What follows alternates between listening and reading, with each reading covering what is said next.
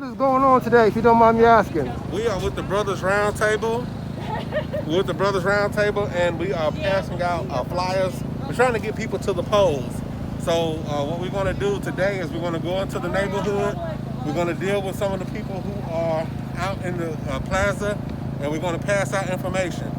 One of the things we really want to do is make sure that if you don't have a ride, we will come and pick you up and get you to the polls. This election is important, and we're going to treat it like it's important, so we're going to be out here pretty much throughout the day trying to get people to vote. Make sure you vote and vote early. My brother.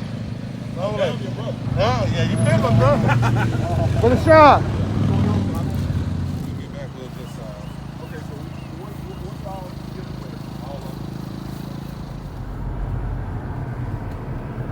Yeah, for me personally, I'm looking forward to just going out into the community and talking to the people and making sure that, people have the opportunity to vote.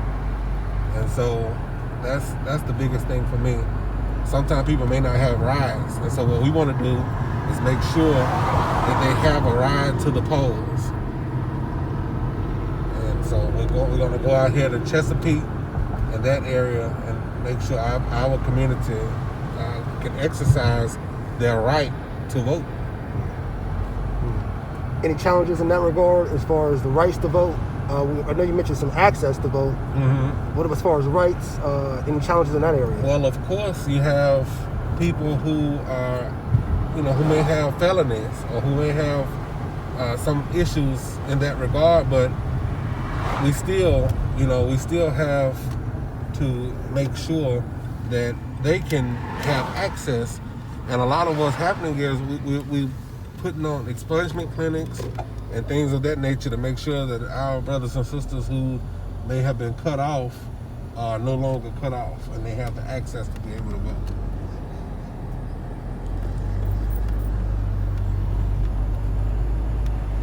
We're going to go into now this area. People are pretty, I would say, more of a middle class town, but we're going to go into another area where people may or may not have cars or whatever the case is. Is this your first time doing an outreach activity such as this, or have you been doing this for a while, or what's the motivation for today? No, we've been doing this for a while. We're with the Brothers Roundtable, and the Brothers Roundtable have been going out into the community. We've done cleanups. We've done a lot of positive things to try to make sure our community is just a good place to live. And so this right here is one of them. We feel as if we do not exercise that right, then we can lose it, and we don't want us to lose it. So this is where we're going to start. And I think, is this it? Let's see, I think this is it.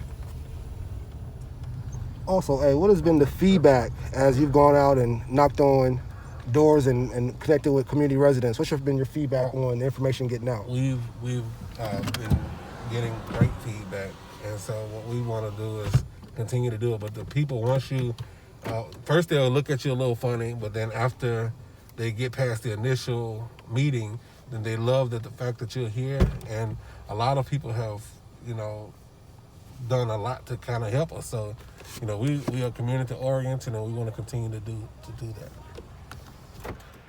Good morning. It's Donovan Hilton, enjoying a beautiful Saturday, up bright and early in Nashville, Tennessee, getting ready to pass out flyers in conjunction with the Brothers Roundtable and Black Votes Matter to discuss and make sure the community residents are aware of early voting. And so we're here. Again, we're going to stimulate conversation. Do want to shout out the Tennessee Firearms Association, and I thank you all for your continued prayers and coverings as we're out here doing this first of its kind pioneering work. I do feel like my mask is a little small because it's pulling my ears forward, but bear with me. We're going to get out here, and again, if you're not aware, you definitely want to vote.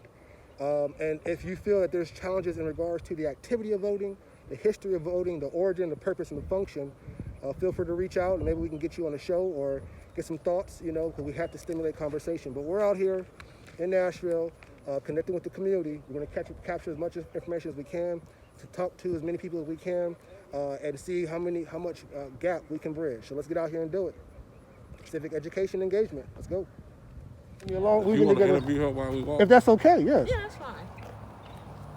All right. So we're out here passing out flyers. Yes, we're getting out our voice to let everybody know how important it is. What's the motivation and why should we even care? You know, you have this great young child out here on a beautiful Saturday morning. She could be at home relaxing and doing anything else. Why is it so important? Well, number one, when you're talking about doing community outreach, service starts at home. So my service starts with bringing my granddaughter out here and making sure she sees this work being put in. And, I grew up with that same mentality. My parents had us out there doing community outreach. So the importance is that, I know a lot of people are talking about, oh, well, none of the politicians talk for us. It don't make a difference. Oh, it does make a difference. I want y'all to go back to 1960 when they was fighting for that right. Do you think both of the people that was running for office gave a lot about us? We've been picking the lesser of two evils for a very, very, very long time. And that didn't stop them. That didn't stop them from sacrificing their lives and putting that work in to make sure they had some type of voice putting in. So that's why we out here. Hey, I want to thank you, first of all, and appreciate you being so vulnerable. And even though you're speaking truth, it's not being vulnerable, but at the same time, just delivering information that, people may not have seen, a perspective they may not have known or heard, especially when it comes to unification, but also at the same time to motivate and inspire for everyone to appreciate where we were and where we are. So I want to thank you for that. And if there was a message to the youth, when it comes to civic education engagement, voting, what would that be? It's your duty. You got to continue to keep on those legacies. We run around here and we speak of our forefathers, Malcolm X, Martin Luther, Elijah, W.D. Muhammad, those people that put in that work before us. And if you want to continue on that legacy is grassroots. That legacy is grassroots. These feet on the ground, putting that work in. That's what we do. And so we're going to keep on doing that. And the young people, y'all the ones that speak for our future. And you might not always agree on the politics that's out there. Your candidate may not be the one. But the example we seeking for the Senate for the next generation is how important it is. We can't be lazy. We cannot. Proceed. Thank you for your service. And we're going to just watch you get to work. All right. Thank you. Poor jobs, and poor jobs lead to poor economies. Then, so it has to be where children have the ability to come up the same way that the other children do, and they have the same things afforded to them than people who are in Bellevue and places like that. So I think once the conditions are right, I think everybody can at least have access to a better situation. Is it too early to know? Is it too early to know what the conditions would need to be? How do we know what those conditions look like? Or I look at the successful neighborhoods? Well, yeah, you can look at the successful neighborhoods, but also look at certain things that we lack. And again, those things that we lack, that's some of the difference. That makes up some of the difference that other wealthier neighborhoods, they have. And so because they have that, they have access to capital. That's one thing. A lot of us, we may have $10,000, $15,000 in the bank, $20,000, but we couldn't get a $2,000 loan.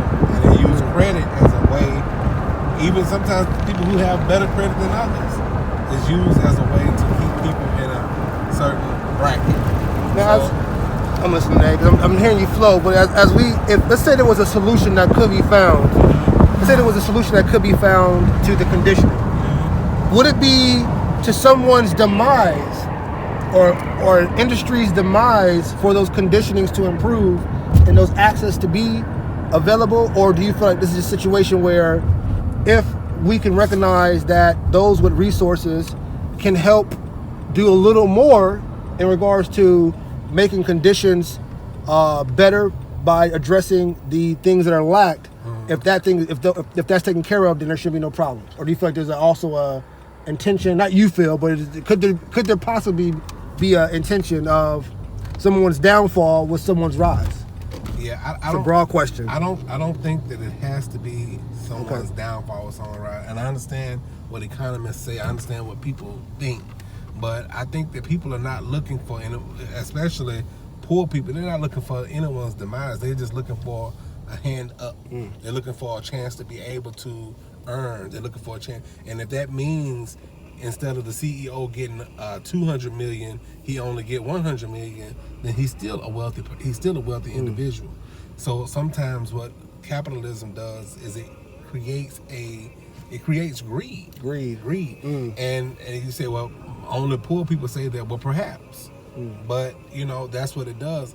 The GDP is in the trillions of dollars. That means somebody has that money. Somebody, because it was made. And if we were to divide it up by our share, each person in each household would have about $327,000 if we were to divide it up equally. So if you're only making $30,000, that means somebody's getting your share of your $300 and something other $1,000. So it's not about taking from them, it's about getting our share. And I think that it's important that as African Americans and as just poor people in general, all people should be able to, in America, get their share. Get their share of, at least to be able to take care of themselves. Because everybody don't want to be rich. Everybody don't want to have an abundance of wealth, but they do want to be able to make sure that they can put food on the table. They can put a roof over their children's head. They can make sure that their children have things that they need, such as college and things like that. So those are some of the things that we have to have as a community. And I think that once we do that, you will find a lot less crime. You will find a lot less, conditions that creates, poverty. My last question, A. So would you feel that the community at that point, assuming that the access is there and the equilibrium is there, the communities to come together and have their set of rules of accountability and expectations as well? Absolutely. So you don't want to get it and then lose it or didn't maximize it, I'm assuming. You have to realize that mindset that we have today came about later on. It didn't come about in the 20s when we had Black Wall Street. That mindset was not there in the 30s and 40s when we had our own economy. That mindset came about after the Civil Rights Movement, where we integrated all of our wealth and resources and everything that we had into other groups' wealth. And now, because we have nothing, now we have the I gotta get mine attitude. But once we come out of that, once we set the conditions to where we are able to do for self, then, I don't think that we would have that mindset. And again, you will find that crime will fall. You will find that a lot of poverty would just go out the window. So. Received. Thank you for that insight, Abe. Thank you. All right, so it's been a busy morning passing out flyers.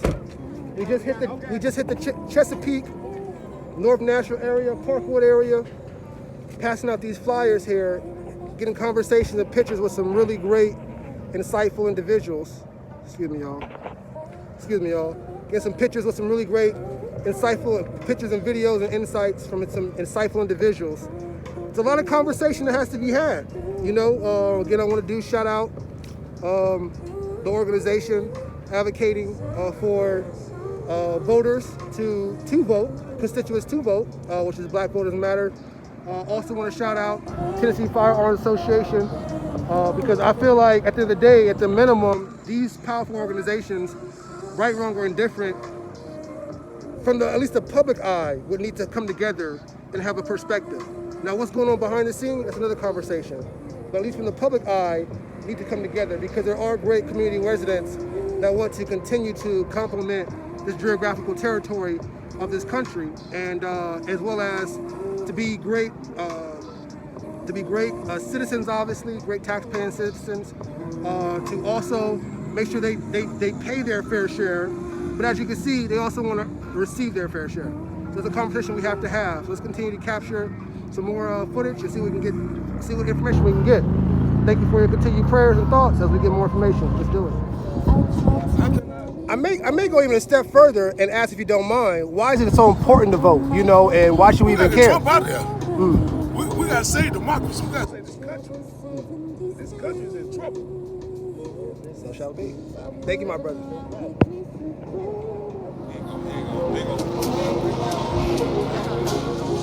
right, y'all. Thank y'all for stopping by. Do y'all want a hot dog or something? You just look natural. Basically, these are the polling locations right here because it's close.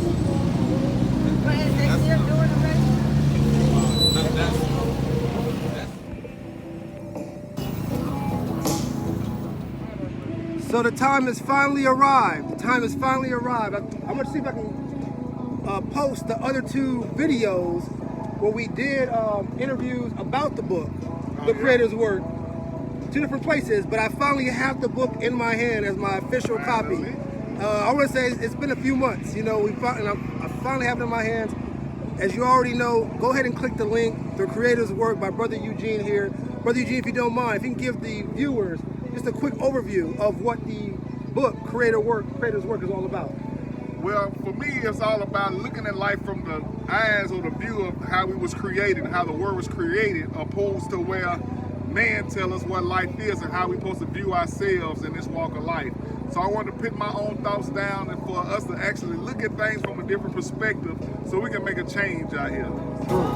I receive nature, God's choice, healing, transition. I'm gonna just leave it there because you need to go ahead and get the book. Get it yourself and see what it's about. I'm gonna just give you just where the mind and where the perspective is. If you don't mind me asking, as far as for the young folks out here, as they get ready to go through their life, as they continue to go through their life, what message do you have for them to keep in mind as we all get ready to click this link to purchase this book? Well, just know that you need to really find out who you are for yourself and don't take on nobody else's opinion but your own, because you the only one who knows yourself better than anybody once you find who you are. So yes, sir, we receive congrats in advance for your success. Thank you, sir. Thank you for all you're doing in the community. We'll see you at the top, Brother Eugene. Appreciate it. Peace. Hey, get the side view because I done gained a little weight. You're good, I'm done.